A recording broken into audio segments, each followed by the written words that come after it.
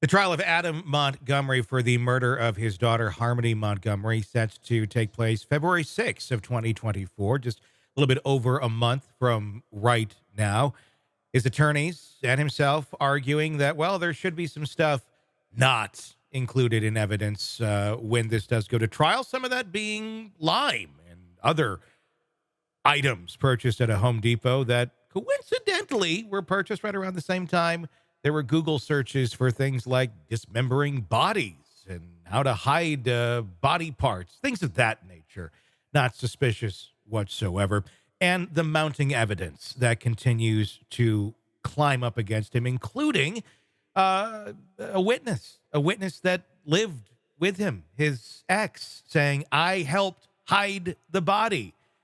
Adam still saying, I am not the one. I did not kill Harmony Montgomery, my daughter.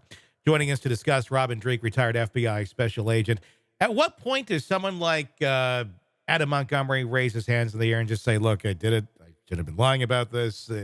I mean, some people seem that they'll just take it to their grave no matter how hard evidence, no matter how hard the hard evidence is against them.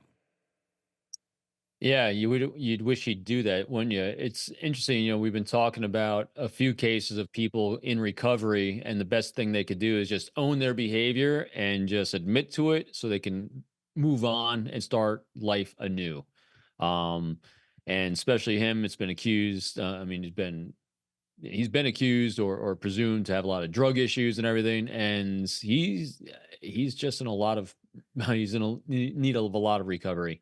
I don't think he's going to admit it, at least anytime soon, that he did it. Because once we fall in love with our own lie, it's very hard for us to tell ourselves we lied. Mhm. We, as human beings, once you say something, it's very hard for us to go back against what we said because we don't like doing that to ourselves. Our brains only like to be self-validated, especially with our own words, and so it's a very hard thing for someone to do unless you have your own, as they say, come to Jesus. Yeah. And I don't think he's going to get it. But this guy just needs to go away a long time. He just did such heinous things to that poor little girl. Um, ugh, horrible, Without a horrible doubt. person. I mean, it's one of those where it's fascinating because it makes you wonder, how does this person's mind work? How is this Doesn't. functioning in this sort of way? How is it not functioning? But it obviously it's doing something. Is this kind of a situation where it's essentially on the surface you end up believing your own lie, or I guess in a little more detail of is this someone who's telling himself?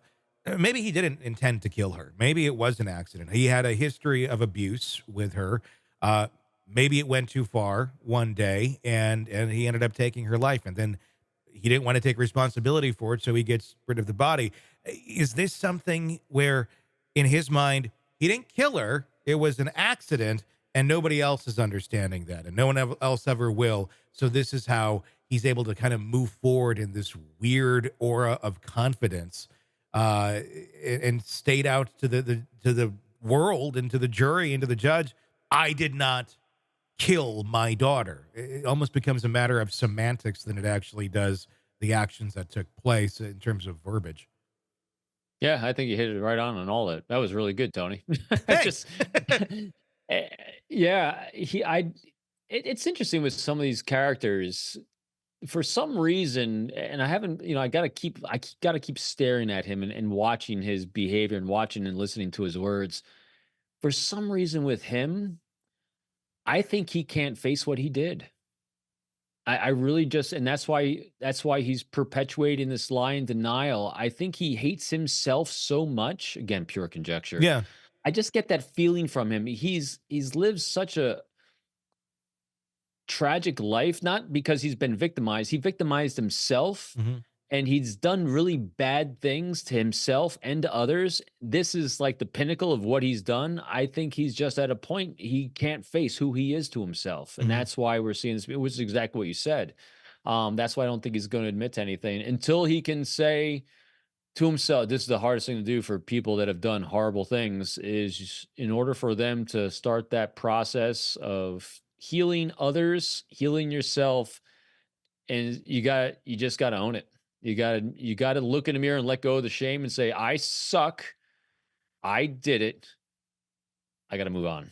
I mean, another example, probably a little bit more extreme example would be like Lori Vallow Daybell, Yeah, is exactly what I was who thinking. believes, the kids are working at the Costco in heaven. And the reasoning that goes into someone's mind is as a defense mechanism, essentially, because Yeah. the brain can't function or can't handle the gravity of what one did. So it essentially, is it like a kill switch, or like it's tripping itself in some other direction? Because if you went that far and you fully realized and grasped the gravity of what took place, uh, would it be pretty much self destruction mode at that point, or you just too much to handle? Yeah, Vallow is different. I was thinking exactly the same case as you were on that one. She's different because, again, I'm not a licensed clinician, so I don't know the exact phraseology of this, but she's got a psychosis. Yeah, She's nuts. I'll use my layman term. yeah, She's nuts, yeah, and so she is rationalizing her behavior, but through a storyline she's created in her head long before she killed the kids yeah, because she's got this wacky psychosis. She's high on psychopathy, all the things that we're saying. And for her, it's a malformation and chemical imbalances in the brain that did it. There seems to be no indication of drug use.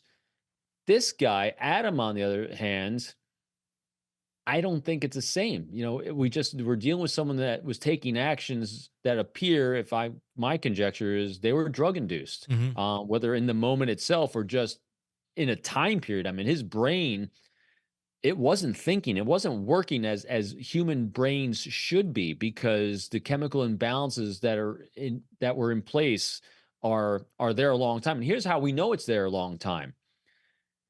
We've said this before too in the show. The fact that that poor little girl wasn't reported missing or missed for a couple years, that means he doesn't have healthy relationships in his life that would miss that little girl. yeah. Why doesn't he have healthy relationships in that life? Because his life arc has destroyed all the healthy relationships in his life long before the little girl was murdered. So that shows you that there's a lot of unhealthy things, whether it's chemically induced or not, that were going on in his life long before the murder. That's why she wasn't missed for a while. Hey, it's Tony Brueski. If you like the podcast, be sure to like, subscribe, and press that bell so you don't miss any of our updates on the cases we're following for you right here at the Hidden Killers podcast from True Crime Today. And thanks